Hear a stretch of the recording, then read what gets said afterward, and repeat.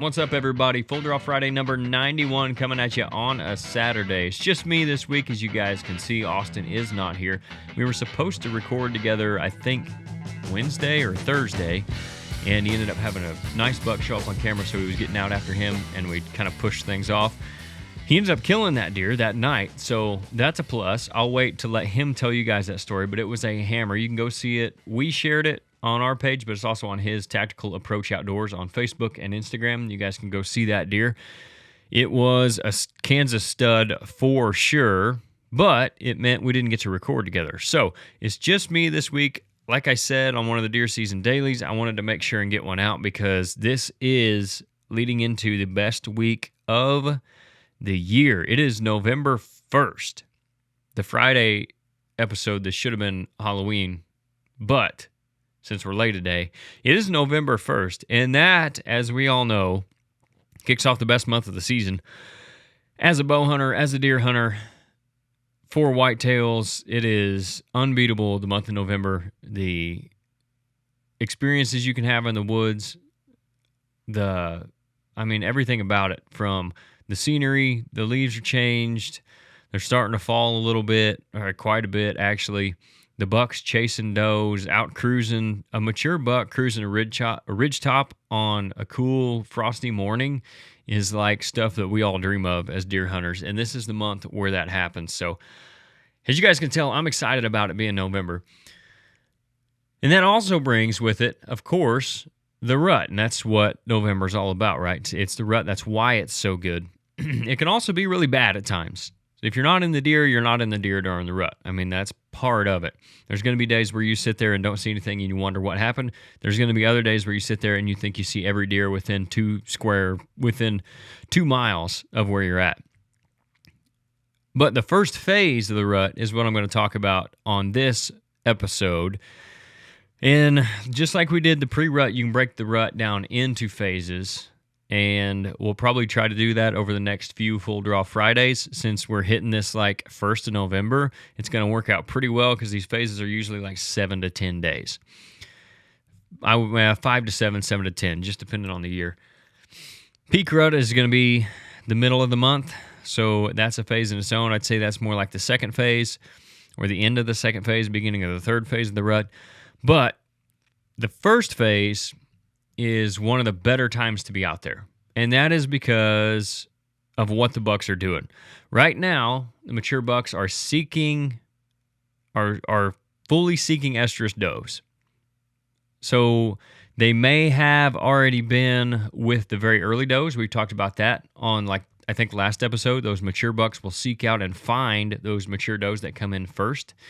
They'll lock down with them for a couple days. Once they've bred them, then they're on to the next one. They're ready to go for the next one, and they're out trying to find them. There are a small amount of does that will be coming into estrus, so that's kind of the key to this whole thing. It's very early on in the bell curve of the amount of estrus does. So as we get farther into November, we get to the top of that bell curve where there's a lot of does in estrus, and then, of course, towards the end of November, that falls off again, and it gets pretty good. But right now, we're at the very, very early part of that bell curve where there are very few does in estrus, which means in order for the buck to find those does, he's got to get up and move. He's got to cover as much ground as he possibly can with his eyes and with his nose. I'll talk about that a little bit. And try to find those does, those first ones, those second ones or third ones, maybe depending on the herd and how many they've already bred. But they're in it now. That's what they're doing during the first phase of the rut. They're seeking those does out, the first few that are coming into estrus. And like I said, those mature bucks are coming off of their first doe, so they may be locked down right now as we talk with the doe, with maybe the first doe that came in his area. But as soon as he's done with her, he's coming off that and search for a second. It's kind of like the lockdown phase where you're just waiting for him to break off of one doe and go to look for another. The difference is during lockdown, they usually don't have to go far. Right now, once they break off from that first doe, there may not be another doe in estrus within his core area or within his home range, and that's why he has to go outside of that to find those estrus does. That's why you see these rut excursions, they call them. These bucks will do pretty much every year. That's why you might see a buck show up that's a new buck, totally new buck, or if you ran cameras in the summertime, He might have been there throughout the summer, but then disappeared for the month of October, and now you see him back. It's probably because he knows there's does in that area. They weren't an estrus in his, so he's venturing out to other places that he's been, that he's familiar with, and he knows there are does in search of another estrus doe because he just had the first one. He's ready for the second one, and he has to go out and find it. Again, it's not like lockdown where he doesn't have to go very far, where there's a lot of does in estrus. He's got to travel. The scrapes right now are going to start to become pretty quiet because they don't have to go to them to communicate as much in order to find that very first doe, because now we're to the stage where, since more are coming in, all they have to do is go find does, and then so that's their number one goal, find the does, and then they'll decide which ones, they'll check them and figure out which ones are in or which ones are close, which ones are not, if any of them are, and maybe just move on. They know the does are close to coming in. So that's what they're doing. They're just out there finding does. They don't need to necessarily work scrapes. They may still leave scrapes on field edges and stuff. They may still go check those, but it's not going to be nearly as often. And once they find a doe, they're completely forgetting about the scrapes. They might leave rubs and stuff too, and they get fired up if there's other bucks in the area. But just know that the scrape hunting that we've done for the last week and a half or so, as we get into this first phase, is going to get less and less effective because there are more and more does coming to estrus, and they don't need to use those scrapes right now. They'll come back into play later, like third or fourth phase of the rut, and after the main rut is over. But for now, scrapes are not going to be your best strategy, depending on what the deer are doing in your area. It might still be a few more days where those scrapes could be pretty good, but I would say the does are going to be more important than those scrapes. And you can keep cameras on them and check them and figure that stuff out as well. But like I said, they look for those does by traveling. And they'll do that. They want to be as efficient as possible and cover as much ground and check as many does as possible without having to go 2 or 3 miles. It's not to say they won't, because they absolutely will, especially depending on what part of the country you're in. But they're going to go to places where they can cut a lot of doe trails. So instead of paralleling them like they might for regular travel, they're going to go perpendicular to those trails and cut them and try to pick up scent of an estrus doe on those trails. So if there's an area that's got 4 or 5 different trails weaving through it, he's either going to go to where they meet, those intersections, or he's going to cut across as many of them as he can to check and see if there are any estrus does that have been using those trails. He's also going to work downwind of bedding areas and feeding areas. So he's going to be low in the evenings with the thermals. He's going to be high in the mornings with the thermals. He's going to be downwind when there's steady day winds of those areas. So not only can he go to a field edge and check that with his eyes, but he also doesn't have to go out there.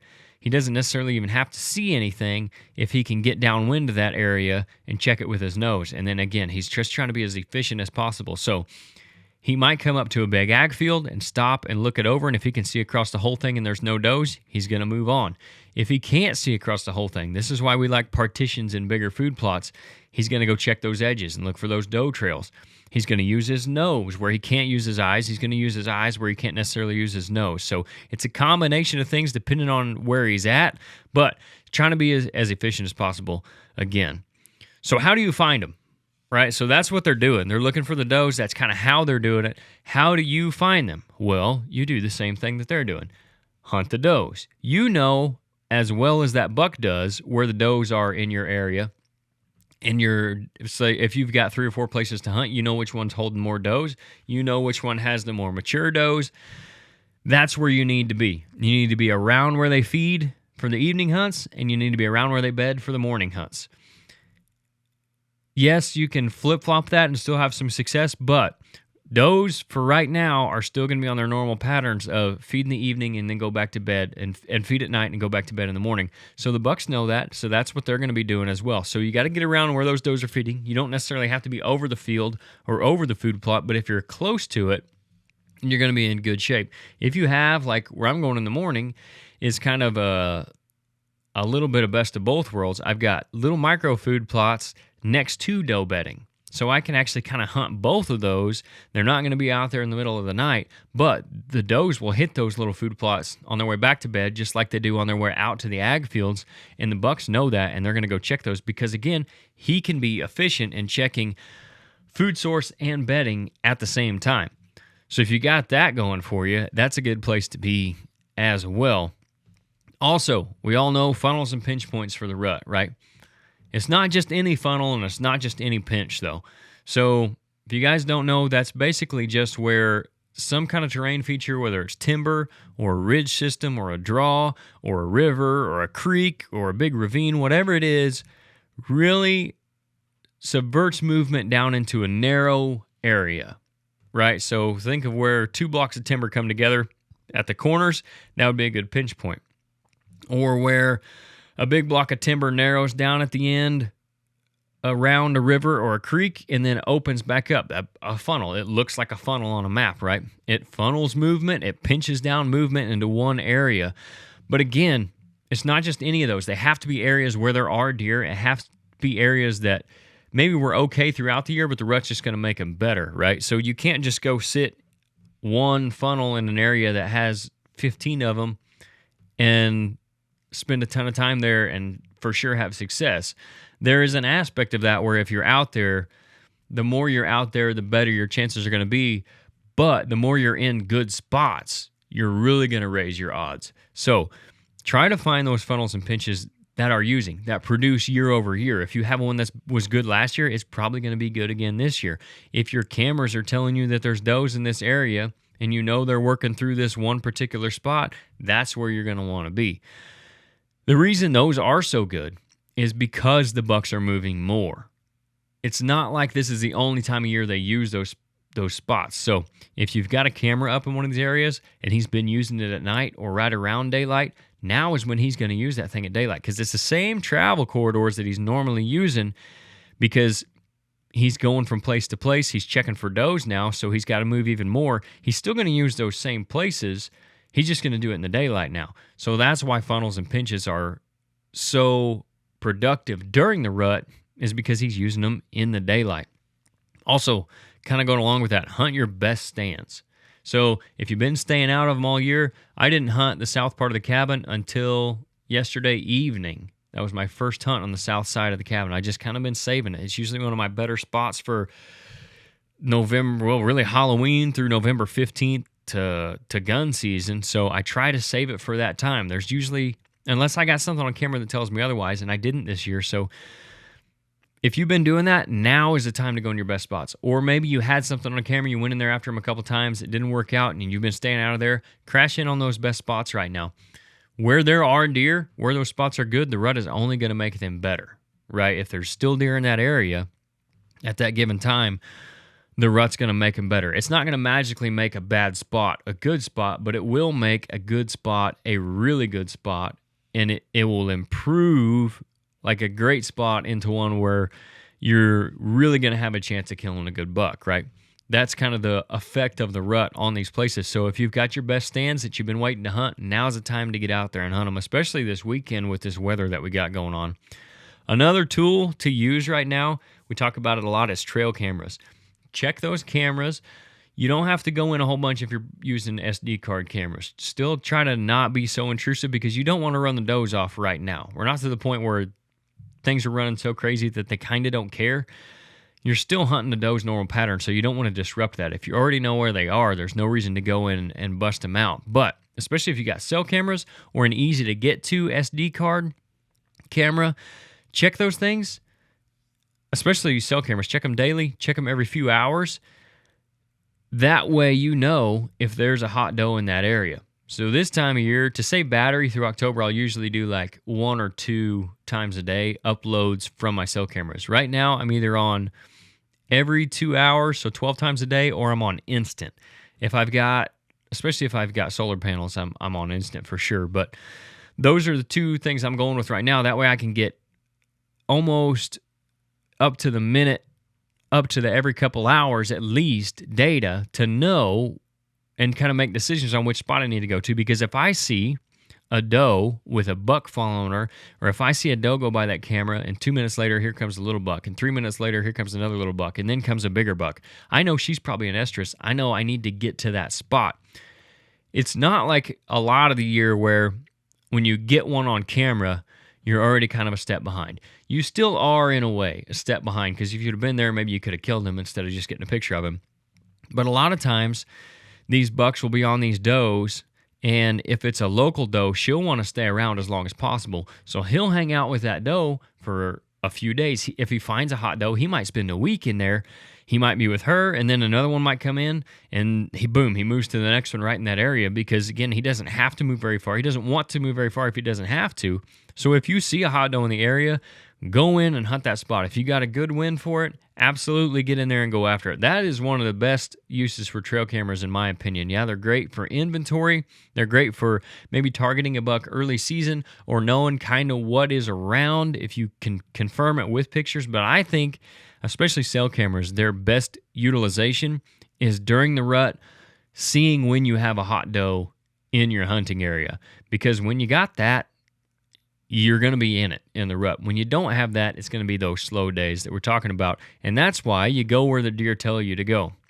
If you aren't seeing deer, move. Go try a different spot. Don't bang your head against the wall trying to find the deer because you think this should be a great rut spot. If they're not there, go find them. Let your cameras tell you where to go. If you're seeing movement or hearing movement back in the timber, try to get back in the timber. If you're seeing movement on a different field or you've been seeing deer at a different spot at night when you're driving around, whatever, go to that spot. Try to find the deer because you're not going to have good rut action if you don't have deer around. If you don't have does around, it's just not going to happen. And you can have does around and not have good rut action, but you will not have a good rut hunt without the does. So if you're not seeing them, go out and find them. Let the deer tell you where you need to be. So as we get later into the first phase, another thing that's going to be good is water, especially in the midday. So early on, first phase of the rut, even towards the end, I would really start maybe thinking about those all-day sits. Early on in the first phase, first few days of November, all-day hunts can be productive, like especially if a hot doe comes through, but not as good as they will be here in about a week to 10 days. Then those all-day hunts where you're seeing that midday action are going to be a lot better. But when we get to that point, and even a little bit before, because late morning can still be good or early afternoon, if you have a good water hole that you know your bucks are using, maybe they've been using it at night, maybe you got a few pictures of them right at last light or right at first light, on their way back to bed or on their way out to food, those are really good spots during the rut. And that is one, I've said this before, that gets missed so much. We talk about pinches and funnels, and we talk about doe bedding areas and hunting the does and ridge tops and draws and saddles and all that stuff. Water is so important during the rut. I think the reason we skip over it is we think, well, water's good when it's hot. It's hot, so the deer need a drink. The deer still need a drink even when it's cold. When they've been running around chasing does, they need it even more because they're expending even more energy. They're burning up more of their water reserve, so they got to get in there and they got to drink. And that happens a lot at midday. Late morning, early afternoon, when they've been chasing all night, they've been chasing all morning, they go and get that drink before they're back at it again in the evening and all night again. If you have one of those water holes that you know a buck knows is there and he's using at least somewhat frequently or somewhat regularly, that can be a really, really good rut spot that will get overlooked by most people. Public land guys, I'd be looking for water holes, secluded water holes for those midday sits during the rut. I think that could be dynamite. Again, I'd save the all-day sits probably for about another week. They can be good. I'm not saying you shouldn't do it if you want to do it, but don't burn yourself out just yet. I would wait till we're closer to that peak rut, and then all-day sits are most effective, in my opinion, during the peak rut when you're trying to just wait him out. He's in lockdown with a doe. You're trying to just wait for him to break off to the next one. So I wouldn't necessarily recommend an all-day sit yet. Absolutely, if you want to do it, go for it, but try not to burn yourself out just yet. So all that, to kind of wrap it up, basically you're trying to give yourself the best odds of being around a hot doe by being around as many does as possible.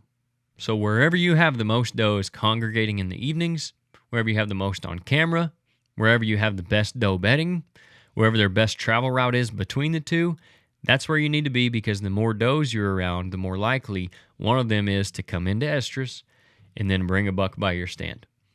Use the cameras to your advantage. Use all those spots that I talked about. Try to get out there as much as you can right now. Time in the stand, time in good stands is what's going to kill deer during the rut. There's some strategy to it, obviously, You can pattern them a little bit, like I said, with those water holes around the doe feeding and bedding, but the patterns, for the most part, kind of go out the window. So at this point, it's just right place, right time, and you got to put in the time to be in the right place, and you got to be in the right place. You got to put the time in the right place, too. You can't just put it in out there in the woods just randomly. Be in that right place, put in the time, and you're going to have success during the rut. I'm excited to talk about it more throughout this week of Deer Season Dailies. Make sure you guys are checking those out. Also, on the next Full Draw Friday, hopefully Austin will be back here. He can tell you the story of his buck that he just shot, and then we can talk second phase of the rut and all of that good stuff. It is November. Get out there and enjoy it. We'll try to bring you something Monday. I don't know how that's all going to shake out. You guys are probably tired of hearing from me on solo episodes if you've been listening to Deer Season Daily, but we'll try to do something for Monday's episode.